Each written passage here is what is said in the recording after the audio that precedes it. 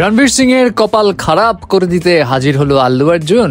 অপরদিকে পুষ্পা টিমে কি তাহলে জয়েন হচ্ছে শাহরুখ খান? এটা কিন্তু আরো ইন্টারেস্টিং একটা বাস। এন্ড ফাইনালি থাকছে টাইগার শ্রফের বাগি 4 এর কি তাহলে গল্প জোর জবরদস্তি চুরি করে আনা হয়েছে? তাহলে আর দেরি না করে গসিপে যাই, প্রথমে আসি আল্লু অর্জুনের কাছে। এখন শক্তিমান এই মুভি নিয়ে তো আমরা জানি যে এই সিনেমা হবে এবং এখানে বাজ উঠেছিল যে রণবীর সিং ই থাকছে, যদিও কোনো কিছুই কনফার্ম ছিল না। বাট রাইট নাও বেশ কিছু মিডিয়া রিপোর্টস থেকে জানা গেছে রণবীর সিং না, এখানে জয়েন হচ্ছে শক্তিমানের রোলে আল্লু অর্জুন। এটা শোনার পর তো এক্সাইটমেন্ট সবার তুঙ্গে চলে গেছে, কারণ রণবীর সিং কে নিয়ে সবার ডাউট থাকলেও আল্লু অর্জুনকে নিয়ে কারো ডাউট নাই। এবং আরো মজার বিষয় কি জানেন, এখানে ডিরেক্টর হিসেবে কার নাম শোনা গেছে? South Indian superhero film Minnal Murali যে ডিরেক্টর বানিয়েছিল, মানে বেসিল জোসেফ, সেই নাকি থাকতে পারে এখানে শক্তিমানের ডিরেক্টর হিসেবে। এবং এই ডিরেক্টর যে মিন্নাল মুরালি সিনেমাটা কোন লেভেলে নিয়ে গেছিল সবাই জানে, যারা দেখেছে অ্যাটলিস্ট তারা তো জানেই। তো শক্তিমান সে যদি ডিরেক্ট করে তাহলে এটাও কাঁপাবে, আর আল্লু অর্জুন থাকলে তো 2000 কোটি রুপি নিশ্চিত।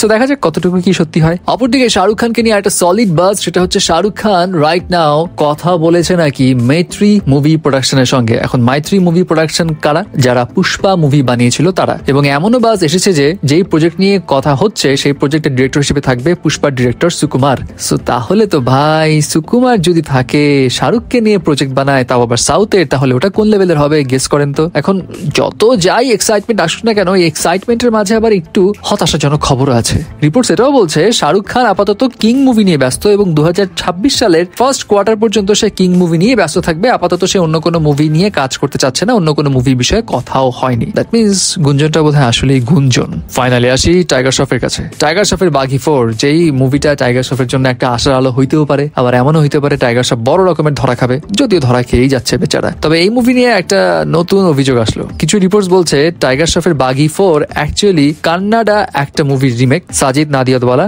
সে কান্নাডা মুভির ডিরেক্টরের কাছে গেছিল মুভির রাইটস নেওয়ার জন্য, বাট ওই ডিরেক্টর সাজিদ নাদিয়াদওয়ালাকে রাইটস দিতে চায়নি। কিন্তু মজার বিষয় কি, সাজিদ নাদিয়াদওয়ালা পরবর্তীতে নাকি অন্য একজনকে বলেছে ওই সিনেমারই কাহিনীর আদলে একটা গল্পের বই লেখো এবং ওইটার উপর বেস করে বাগি 4 বানানো হবে। তার মানে ঘুরায় ফিরায় চুরি। এবং মজার বিষয় হচ্ছে বাগি 4 এর যে ডিরেক্টর হরিশ, সে নাকি ছিল আবার কান্নাডার কোরিওগ্রাফার। সো কোরিওগ্রাফার কেন ডিরেক্টর হিসেবে কাজ করছে এইটা নিয়েও প্রশ্ন তুলছে অনেকে। তার মানে ঘাপলা কিন্তু ভালোই আছে বোঝা যাচ্ছে। সো দেখা যাক কি হয় আসলে।